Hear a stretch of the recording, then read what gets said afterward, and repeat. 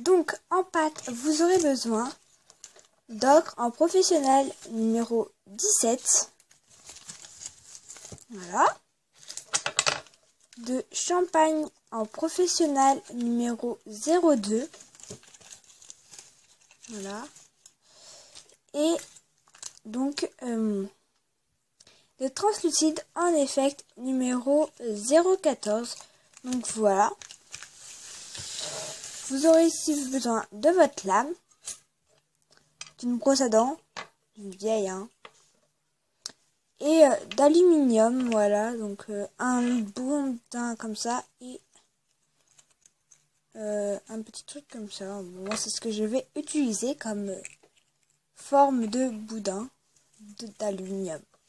Donc voilà, et on va passer au tuto, désolé. Donc voilà, vous venez mélanger vos trois couleurs. Donc là c'est un petit bout de translucide et à peu près de l'ocre et du champagne à part égale. Et donc vous venez mélanger tout ça. Voilà, une fois que vous avez fini de tout mélanger, donc là il m'en reste, on voit encore un peu de translucide, donc voilà. Ça doit vous donner à peu près une couleur comme ça. Vous pouvez sinon prendre le mélange de la pâte à gâteau ou prendre le mélange de Madame Patachou. Donc moi je prends ce mélange car je n'ai pas de pastel sec. Donc comme ça je n'ai pas trop besoin de colorer mes créations après.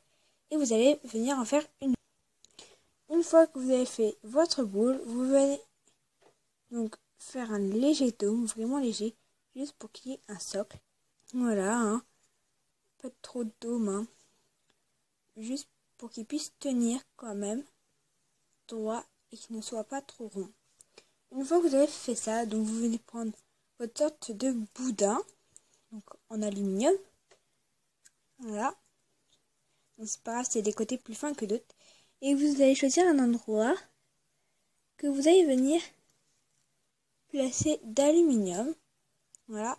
Et vous allez venir prendre maintenant votre brosse à dents et vous allez tout texturer. Voilà.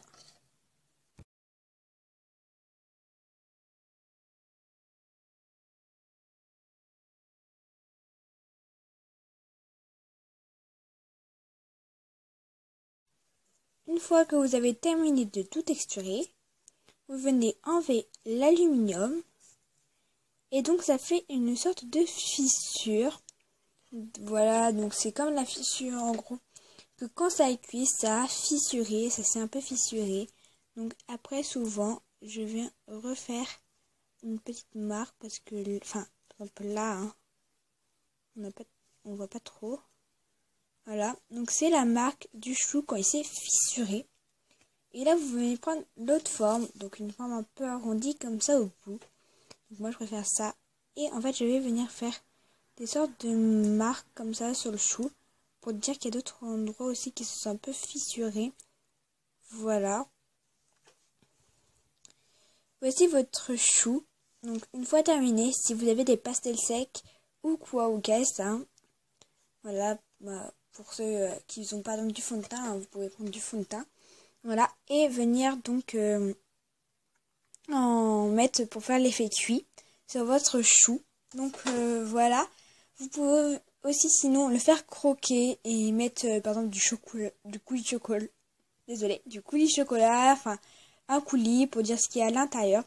Mais moi je vais le laisser simple, je pense. Voilà, donc après vous faites vraiment tout ce que vous voulez, hein, dessus. Vous pouvez le décorer.